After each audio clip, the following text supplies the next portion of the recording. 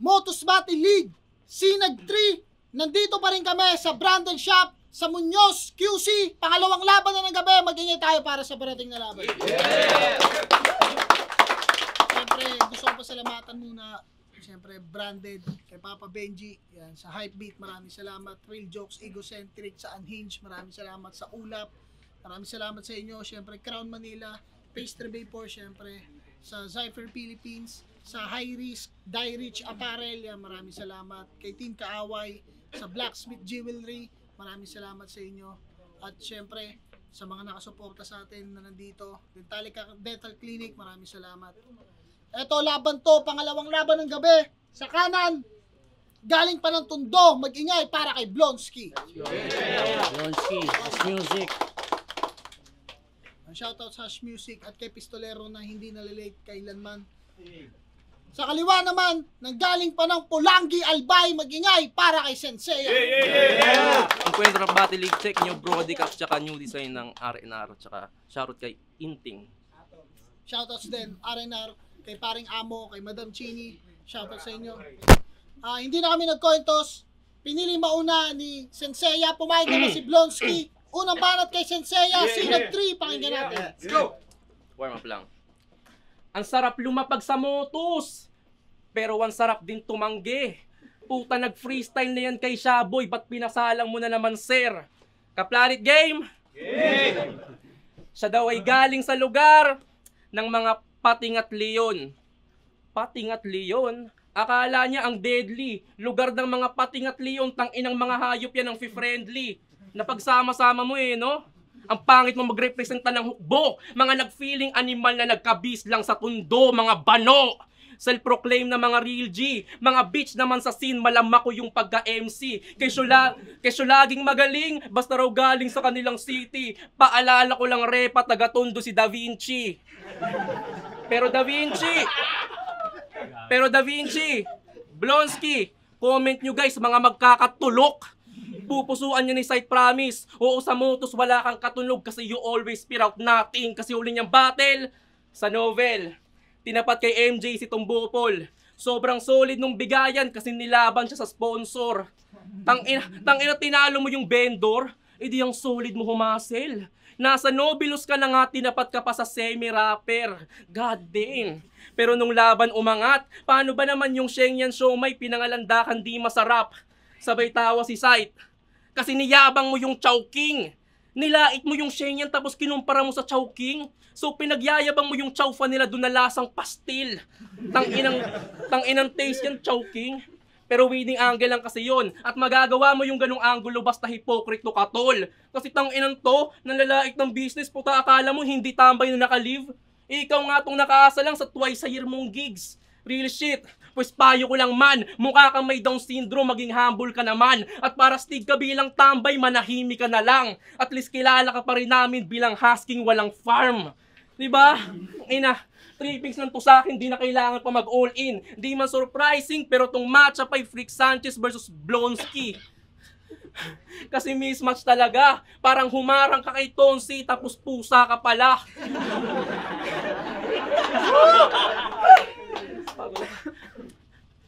Pero gets ko na yung thought, ba't pinababadibag ka niya para doon ka na lang mag-focus sa 1 minutes ng kada verse mo sa kanta. Sa music ka na lang kasi masyado kang lame. Puro flow kaya monotone ng impact mo sa game. Standard na masyado yung napili mong way. Pang music ka lang kasi pang music ka lang yung delivery mo play. Tangina. Kaya sige na bugoy, mag-flow ka na. Ipakita mo sa lahat na ikaw ang kauna-unahan na naging tamod ni Tyke. At last, kung puro pa rin angas ng tondo ang ibabanat nitong gago, well, wala naman dong kaso. Pero pag di ka umubra sa patibayan, it means patibayan pinahiya mo. Time. Unang banat para kay Blonsky. Yo. Dapat may battle ako nung maliptana. Kalaban ko sana si Gray Matter na Budoy. Kaso 2 weeks bago yung laban, nag-back out siya. Kaya hindi na natuloy. May emergency daw, sabi niya kay M-Site. Nakakapunyeta, no? O baka kaya mo pinakancel kasi ako talaga naging problema mo. Sa ingay likha yun ginanap, umatras ka pa, taga Cavite ka pa man din. Ito nga galing Albay pumunta kahit wala namang dating. Nagpalusot ka lang kasi alam mo na ang aking gagawin dahil kung hinarap mo ako sa emergency ka naman din dadalin. FYI, di ko to tinanggap mga brother upang yung gutom punan. Kundi para yung naipon kong galit ay mabuhos ko dyan. Pagset pa lang ng mismong laban natin, di mo na magugustuhan. Habol mo makapigil hiningang battle, hanap ko'y pagbubuntungan. So ikaw pala yung Senseiya. Pangalan pa lang, tunog agad, pang greatest. Sa'yo na nang galing, nabaguhan ka pa, di ba? Sinabi mo yun sa battle mo na latest. Binanggit mo din na rookie ka lang at kulang pa sa experience. Tapos feeling mo, sensei ka na? Tol, it doesn't make sense. Alam kong tauhan ka ng tanod ng tugma kahit di mo ipagsabi. Kumbaga ikaw yung kanyang bata-batutang palaging katabi. May pa-sensei-sensei ka pa, nalalaman yung amo mo, si Mickey di pala pre. Ayos ka din pumili ng mentor no? Mukhang hinlalaki. Tuwan-tuwa ka pa nga, di ba pinabattle ka niya sa rooftop ng barangay hall? Puta, ang lupit ng pwesto. Chini-cheer siya nung first kagawad. Talagang ipapakita mo best mo. Nakapag-uwi pa ng belto. Nag-champion sa enkwentro. Congrats, putang ina, binoto ka ni XO. Ano, napipikon ka na? Balak mo na humanap ng gulo? Pues mag-isip ka ng maigi, Senseiya. Hawak ko amo mo. Sige, palag. Pinalaki niya kasi yung ulo mo sa pag-aakalang pandayo yung mga dala mo na wordplay. Na-motivate ka naman masyado porket yung amo mo mukhang laging naka-okay. Okay? Pinapaalala ko lang yung posisyon niya, baka nakakalimot na yan. Dati kasi doon lang sila sa Bicol, tamang hilot sa tiyan. Hindi dahil sa talent mo kung ba't ka nandito at nakakalibot ka dyan, chairman na kasi si Mickey di doon, kaya tong mga tanod niya pinapaikot na lang. Oo, nakatungtong ng Manila, pero kung usapang linya, malayo ka pa sa boundaries. At yung kapos mong karanasan ay di pa sapat to handle this. Kung ba't tinuturuan ko to ng leksyon, well guess what? The answer is, di ko kailangan maging sensei para magpakita ng masterpiece. Yo, sunod-sunod daw kay Mickey D. Mali ka dyan, bugok. Alam mo yung tawag sa ginagawa ko? Utang na loob. Nirhyme niya yung writer sa rapper. Tang ina islant R. Ulul sa battle, di ka pa ready. Handa ka makipagbasagan ng letra pero yung pronunciation mo pang baby. Bulol, halatang mapurol ka pa ka-argue. Hirap na nga sa R2 tas mangangapa pa yan sa R2. Round to game. Battle niya kay Edward Lee. Sabi ni Blonsky, matagal na daw siya may sungay kasi matagal na daw siyang horny. Horny. Baka ang tinutukoy mo tol, tatango pa. Baka ang tinutukoy mo tol, horn. Yan ang napapala kapag nanonood ng porny. Una ka? Pero seryoso, meron kang horn? Idi feeling goat ka pala sa scene. Pero kung goat ka nga, pues delikado ka sa kinakaharap mong sick. Di ka goat porket napakahilig mo sa weeds. Pero goat ka sa kadahilan ng mga rounds mo'y panay sheets. Ano, gets? Baka di na nakakasabay pa. O baka need pa na himayin ko yung goat na yan para lang makatay siya. Pero gamit na yun ah. Matatawag na ba akong wak? Hiyang-hiya naman ako sa wordplay mong just to have a lunch sa avalanche. Magla-lunch ka sa avalanche. Tang inang gutom yan, may thrill. Ganun yung mga linyang kayang gumuho ng karir. Good luck. Kasi palpak yung mga linya mapa-technical at bars. So ba't ako sasabay sa flow mo kung ikaw mismo din nag-advance? May timing at may rhyme scheme.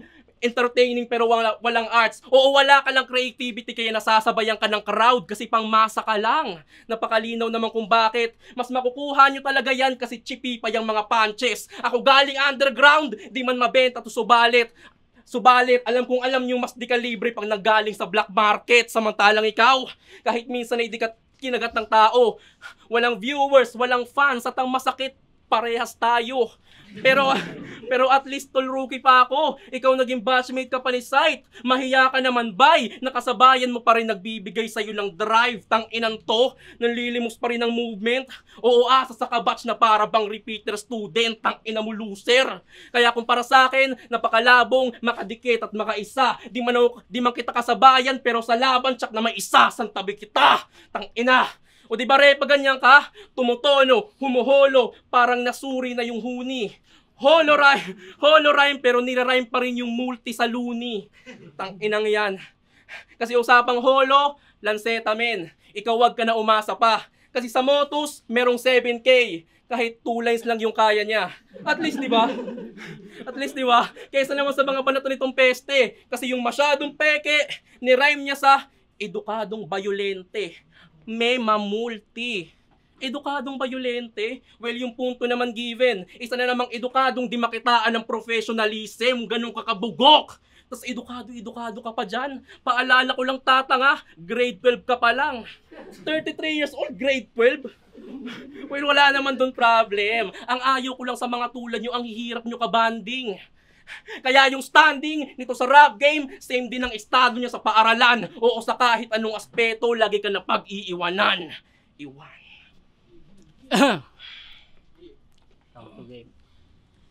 Madalas tumanlait ng kanta. Hinihimay pa bawat titik. Tinawag niyang bobo sumulat si Palara dahil daw may sablay sa lyrics.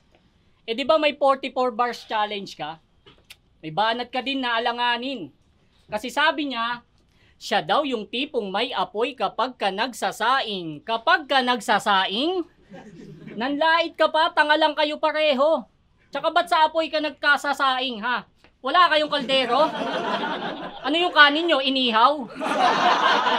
Pwes masasapawan ka sa akin pagkat ako'y advance, ikaw ay loser. Aking sinaing electrifying kasi galing ng rice cooker. Ulul. Galing ng rice cooker. Si Kulas daw hindi pang rap song at open mic. Puta, ang yabang mo kamote. Live performance mo nga, nasa bahay ka lang tas kumakanta ka sa karaoke. Pag nasa ulo mo daw yung tracks niya, doon ka lang makakasabay. Meron ka na bang nilamong kalahok? Eh nung kumakanta ka sa live, kala ko chorus mo yung tilaok ng manok. Real to. Mapa-music o rap battle, nagmarka daw siya sa kada salang. Puta, proud mo pang sinabi. So ibig sabihin, panis pala sa'yo si Flo G at Heb Abi. Kilala yan sa underground. Kasi mas dope pa siya kay Shanty. At dahil malupit to na rapper, kaabang-abang yung collab nila ni Cash G. Tapos, di ba may kanta kang abortion? Doon ko napatunayan na pagdating sa konsepto, tanga yan. Nung narinig ko yon, para akong bata sa sinapupunan. Sarap netong tadyakan. Ingat ka sa DSWD, gago ka kapag natsyempohan ka dyan. Total wala pang 1K yung views nun, i-abort mo na, baka maging kwento ka na lang. Tangina, bait mo pa namang bata. Kasi yung istorya nung kanta niya, pinalaglag niya daw yung bata, dala ng kahirapan. Kasunod nun, nagkasakit naman at namatay yung kanyang kasintahan. Tapos bandang huli, pati siya natigok. Kinilabutan ako, ang angas. Ang pinagtataka ko, bakit abortion yung title? Diba dapat malas? Okay, balik tayo sa kwento. Kasi una daw talagang namatay doon, yung tsuhin niyang umampod dyan. Bakit? Kasi yung tito niyang adik, sinumbong niya daw sa pulis. Ayun, natukhang. Pero nagkasakit ba talaga yung GF mo doon? Baka naman nakunan at napas lang. Kasi siya'y nahulog at nabagok, di ba? Tinulak mo sa hagdan. Oo, tinulak mo sa hagdan yung girlfriend mo at pinatukhang mo tito mo, wag mo nang ikaila. At kaya mo yun nagawa kasi nga, may nangyari sa kanila. Ano, nag-make sense na ba yung kanta niya sa aking istoryang dinagdag? Na kaya pala abortion, bukod sa baby, pati yung tito't jowa niya, nilaglag. Ganon mag-storytelling, kahit invento, alam nyong effective po yan. At kung paano ko yun nasabi, simple lang naging technique ko man. Aking nakunan ng detalye yung babaeng nakunan at kung di mo pa din alam ako si Detective Conan. Pangit pala ni Detective Conan, no? Yaw! Sabi mo kanina, dinidis niya si Cash G. Mali ka dyan, utol. Eh di ba sabi mo kay Acer, ikaw nagturki malupiton? Yaw! Sunugan Kali finalist! Pambato yan ng streets. Na namaya pa yung karir nung dinanabigyan ng peace. Oh, peace. Tol, yung galawan alanganin. Kasi kung nabigyan ka nga ng pistol, pues ikaw ang magbe-breakdown sa atin. Kaya ano, gamit na ba yung angle? Huwag ka na magre-rebat pa na ako. Masamang matrigger sa mga balang nakatutok din sa'yo. Kasi speaking yung kagrupo nito, kagrupo niya si Pistol. Si Pistol. Basta yung mga gumigengeng sa likuran, cheering squad ng tang-inang yan. Pues kahit palibutan ako ng mga gangster, hoy, I'm still the loco one, no solo lang. Kung para sa need pa ng taga-react, taga-hey-hey, taga-yo-yo, taga-let's go netong wak, taga-buhat para lang umangat ang mga bars niyang off the top, tang-inayak. Diba? Kasi pambayas ang atake at yun ang kaibahan ko mga pare. Siya may taga-yo-yo, ako mala-yo-yo. Ang mga rounds kasi balanse, talagang swabe. May iba't ibang angle at laro. Oo, grabe yung galaw na parang camera ng pulo ulul. Asa kang bubuhos ako sa'yo. Tanga manalo man o matalo ko, last battle mo na to. Real talk. Kasi pamotos na ba yung linyang, di man lang ako natinag sa rounds mo na parang Barnes kay Kobe. Barnes kay Kobe? Grabe ang bago nun. Halatang fan ka ng basketball. Tangina mo, aware ka bang si Kobe gilas na ngayon? Hindi, ang punto ko lang, marami nang gumamit na MC. Ikaw ay lack of originality. Nagre-reference about Kobe tong walang mamba mentality. Kaya usapang angasan lang din. Tangalaban sa akin, ikaw ay hopeless. Fuck that Kobe versus Barnes. No din na ng basketball na context. Sapat ng ibadibag kita rito para sa trip mong badas moments. Kaya ano? Tingin mo mga nga pa ako sa atin? Ano kung dalawang laban sa isang buwan? Tanga hindi yun magmamater. Wala akong paki sa short prep kasi kulang ka pa sa akin. Kaya fuck mind games. Di ako predictable kalaban. Iba yung my blown sa pangalan sa maka-mind blown ng galawan. Di ako kahit kagrupo niya ni gunman, ako hindi mauuga dyan. Dumikit ka man sa bakal, ako magpapagpagkalawang. Kaya ano gunbars? Game! Ulul sa'yo na yan. Ikaw nagago, sanay sa riot, mga putukan at ano paman. Palakpakan natin siya si Asyong. Repin Bulacan. Tangina ka. Taga Bulacan ka rin pala. Well, wala naman dong kaso pero sorry pa din na Tundumano Bulacan ay iya out of place kita. Kaya, wala nang mahabang patutsada. Sapat na yung iilan na bara. Magre-rebelde pa ako sa A13, di ako magsasayang sa'yo ng bala. Wak! Wak na lang lagi kalaban mo. Tangina, kawawa naman nakakalaban mo. Okay. Halos lahat ng battle nito, hinahanapan niya, Halos lahat ng nakalaban nito, hinahanapan niya ng bagong estilo. Pinapangalandakan pa na bago daw lagi yung dala niya eh. Hindi naman epektibo. Nagde-demand ka pa, wala kang ang pinakitang malakas nung debut. Ikaw na ba yung aabangan ngayon sa liga? Sight, alalayan mo mamaya, baka mo bugbog pag lumabas ng venue. Pero, aminado yung estilo ko luma. Di na ako magkukunwari. Kasi di na rin naman bago sa akin pumaslang ng katunggali. Tsaka ano naman kung maganda ka umanggulo. Di mo na nga sana yung sinabi. Siraan ng pagkatao yung pinasok mo, magpapaganda ka ng imahe. Bigla ako tuloy na-realize at talagang napakamot ako. Gusto pa yata agawan si Madshot ng trabaho ng hayop na to. Pwestong kamao ko, photographer. Tulog ka agad pag inabot nako. Malabo ka nang tumayo kapag eto na ang nakakapture sa'yo. Tinawag niyang pabaya yung magulang ni Supremo. Yun ang kanyang ideyang tinakil. Kasi 15 years old pa lang, hinayaan na daw siyang bastusin ng mga rapper. Yung ba yung sinasabi mong magandang angle? Yung sa'yo nga, mas hassle. Kasi kung matino magulang mo, di ka nila hahayaang naka-foundation sa battle. Tangina, naka-foundation sa battle. Tsaka so what kung minor pa siya para sa rap scene? Puro na lang ba drama to? Ikaw nung nag-makeup ka sa battle, naging proud mama at papa mo? At least si Supremo, inaral i-defend yung sarili niya sa gantong debate. Tandaan mo, magkaiba yung tinuturo ng tolerance kumpara sa tino-tolerate. Tino-tolerate, pabor kasi yung parents ni Senseiya. Sa kanyang pag-rap, walang problema. Kaso di mo alam, galit na sa'yo yung tita mong ninanakawan mo ng mena. Inuna daw yung rap kesa mag-aral, pati yun hinihate pa netong gay. Ulul, kaya ka lang nag-school, excited kang i-celebrate yung Foundation Day. Tanginan to, naka-makeup sa battle. Alam mo bang ikay illegal magtanghal, gago ka? Nilait pa yung Motus, wala daw sariling venue, pero yung laban nitong typical na hangal, 3 na. Kung magsalita, kala mo may ambag, pues ito'y critical na sampal sa'yo na. Panay kadaldalat mo na, yung foundation mo nga, literal na kapal ng muka. Kaya, Sight, ako na bahala umupak upang tuminuto, boss. Di lang to madudurog sa sapak, lalo ko pang ilulubos. Di nyo na makikilala yung face niya, promise. Ako'y tila na break. Ulit. Sorry. lulubos. Di nyo na makikilala yung face niya, promise. Tila na break ng labis. Ako'y parang makeup artist na may mukhang pinupulbos. Pero, mukhang pinupulbos. Madali bang idispatcha yung walang pagkakakilanlan? Tama ang iyong hinala. Pero ito'y serial killing at ang pumatay sa'yo'y di rin naman kilala. Huwag daw siyang matahin, di niya kailangan ng views. Ayan tuloy ang napala mo. Huwag kang mag-alala, sa burol mo walang sisilip, kabaong mo'y nakasarado. Sorry.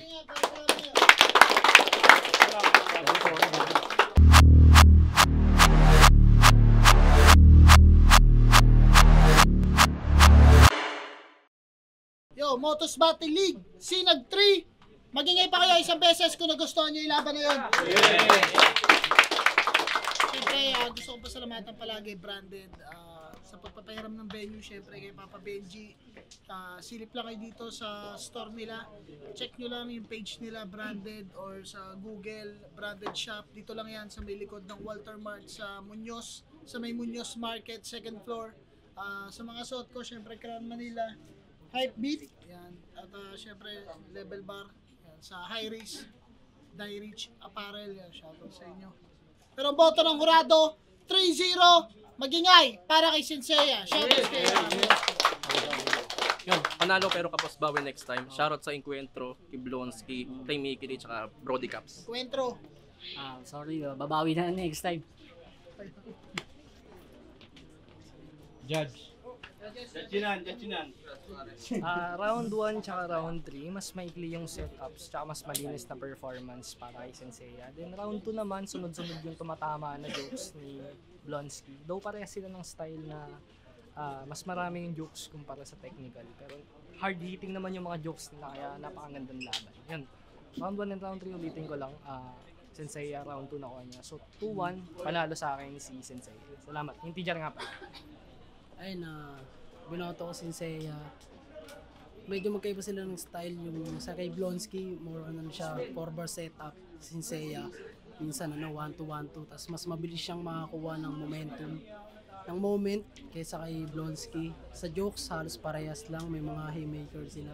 Pero sa punchline, pagdating sa technical, mas marami si Senseiya. Kasi nga, yung style niya halos 1-2-1-2. Si Blonsky naman, 4-bar setup. Yun, pero dikit ng ilaban. Ayun, binoto ko nga pala si Senseiya. Pero round 1 ang binoto ko si Senseiya, binigay ko sa kanya yun dahil mas magaganda yung reference sa yung angle na ginamit niya. Tapos yung round 2, binigay ko dito kay... Sino to? Si Blonsky. Ayun, si Blonsky. Nawawala siya. Hindi, ano sa kanya.